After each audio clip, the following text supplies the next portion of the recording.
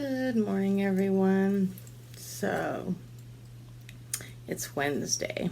I took a day off yesterday, and mainly just because I didn't have any words of wisdom for you, but today I have something important to talk to you about. I've been thinking a lot about what we go through when we are going through changes in our lives. And as we all do, whether it's changes because we have illnesses, we've had injuries, we lose a job, we get older, we become disabled, we become terminally ill, anything that alters our perception of who we are personally. And we have to accept the new us. And I can speak from my own personal experience. I've had to go through this process several times in my own life. And so I'm going to share what this has looked like for me and how I got through it. And how important grief is, and how as a society we don't address that it's important to grieve the old you and embrace the new you. And so when things come up in our lives that change the concept of who we think we are or who we have been in our lives, and we are no longer able to be that person, we have to go through this process of dealing with that loss. And so just like any other time, if someone dies in our life or we have any other loss, we need to move through that process of grief. We need to grieve the loss of the old self. And we need to move through all those stages of grief. And then we need to move into the place of figuring out who the new us is. What does that look like? What do we want the new us to look like? And one of the tools that I use, well, first let me start with this.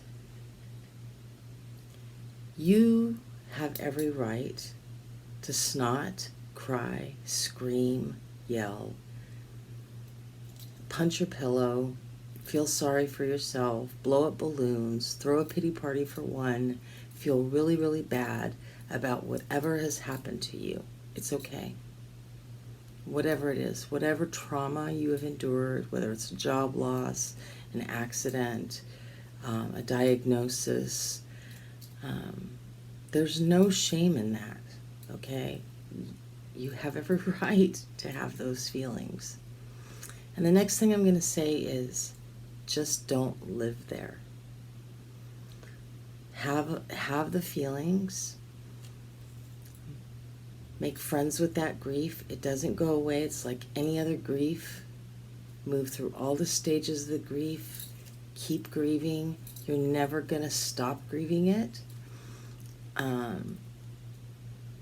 It's going to exist. It's going to be constant companion. It's going to go along with grieving your grandmother. It's going to go along with grieving anyone else you've lost. Move through those stages of grief. Start journaling about it. And alongside that, journal about what do you want to do next. Remember to feel no shame. It's not your fault. Whatever's happened to you is not your fault. So start writing, what are you capable of? Because no matter what has happened to you, whether it's a disability, whether it's the loss of, your children. So I'll start with one of my primary losses that I will grieve till the day I die was when my ex-husband took my children away from me. Back before gay parents didn't lose their children, and I lost custody of my children. And I literally lost my mind. I had a nervous breakdown. And I had to rebuild myself from that. And I grieved and I grieved. And I spent 3 years completely absorbed in that grief. And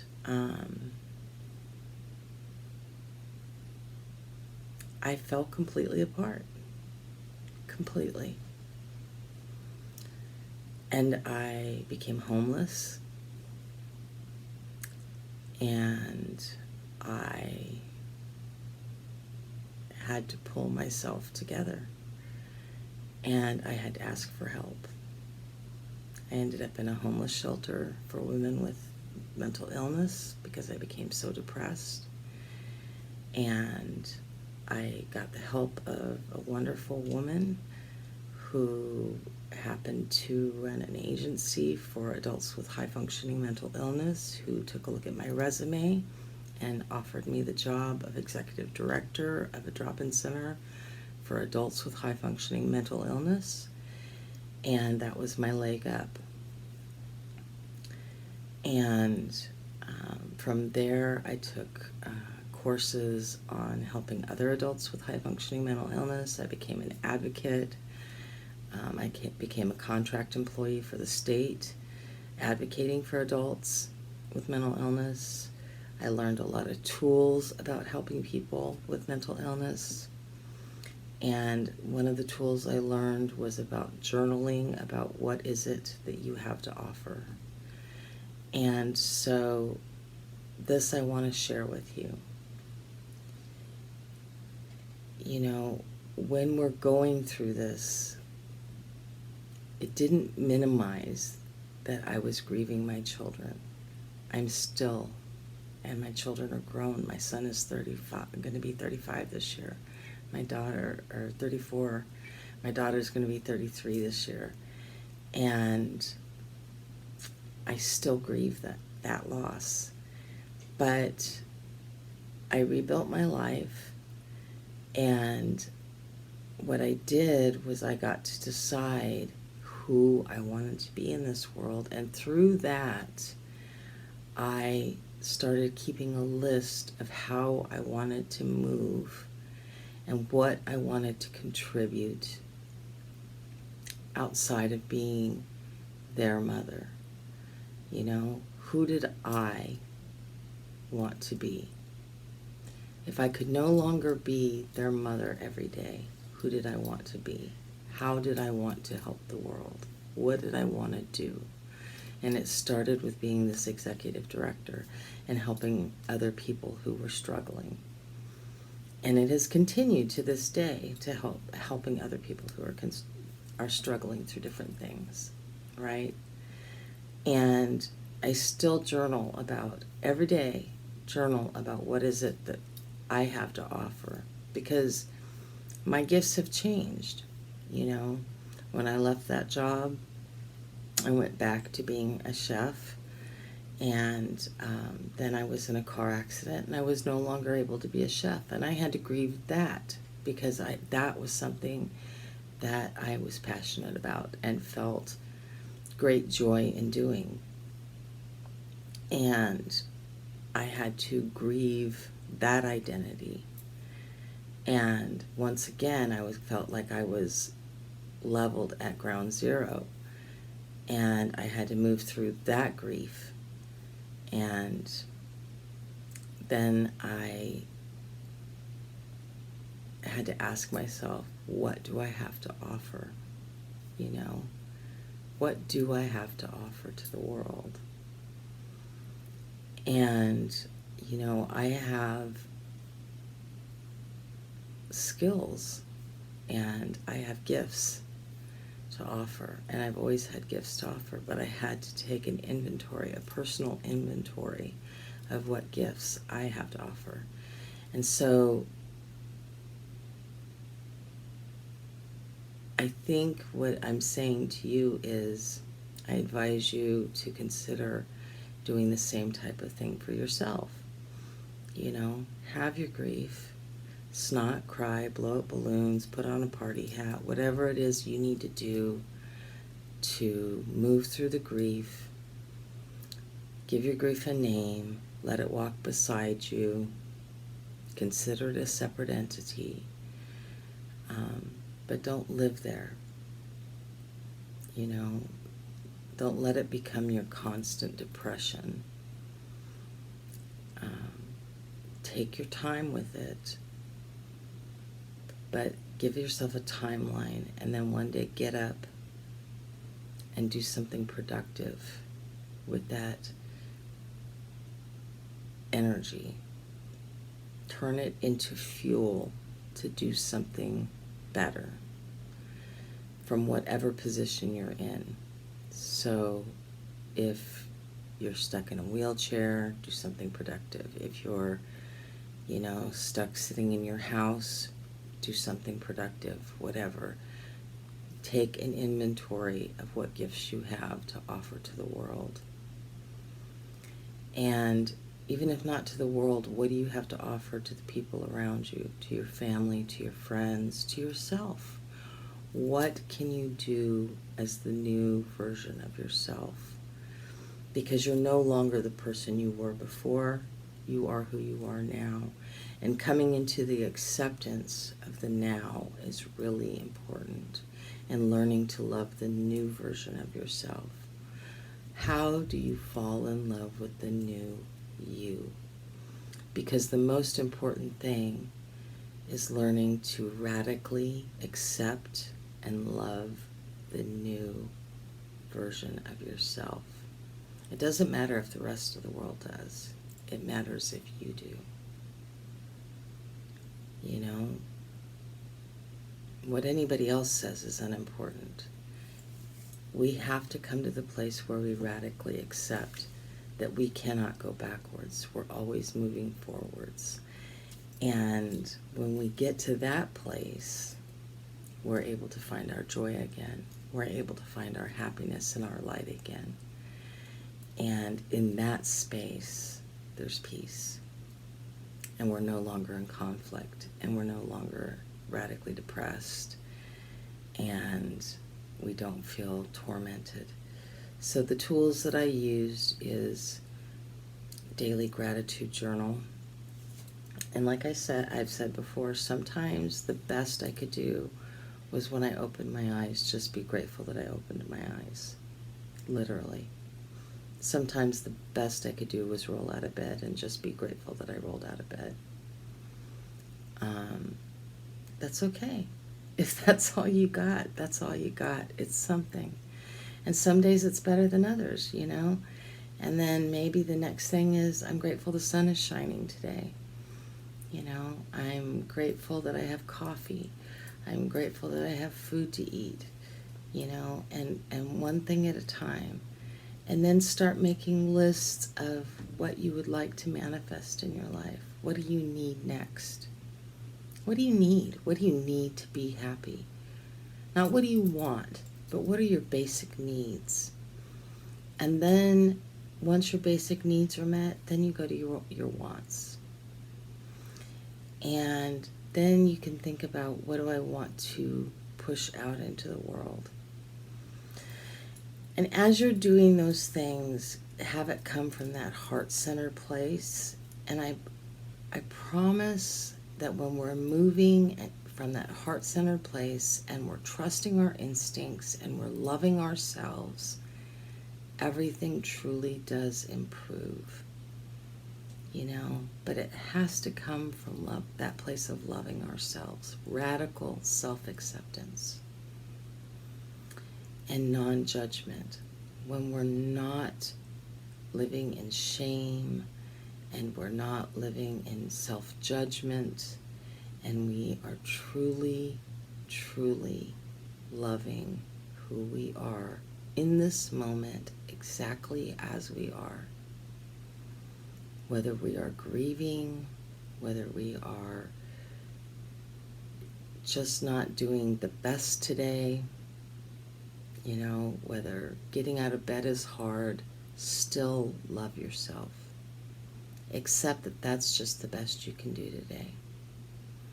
Don't judge it. That's just your best. You know, is it the best you could do? Well, it's the best you could do. It's okay. And don't be hard on yourself. You know, we are brought up in a culture of too hard of expectations. Be gentle. And the more gentle we are on ourselves, the kinder we are on ourselves, as we move through these processes of self-acceptance and going through our grief, and then moving past that into self-acceptance and into the loving the new self, the more we'll realize, oh, I can be this new person. I can do many things. I can be okay. And when you do that, suddenly you'll realize, I'm okay. I'm gonna be okay.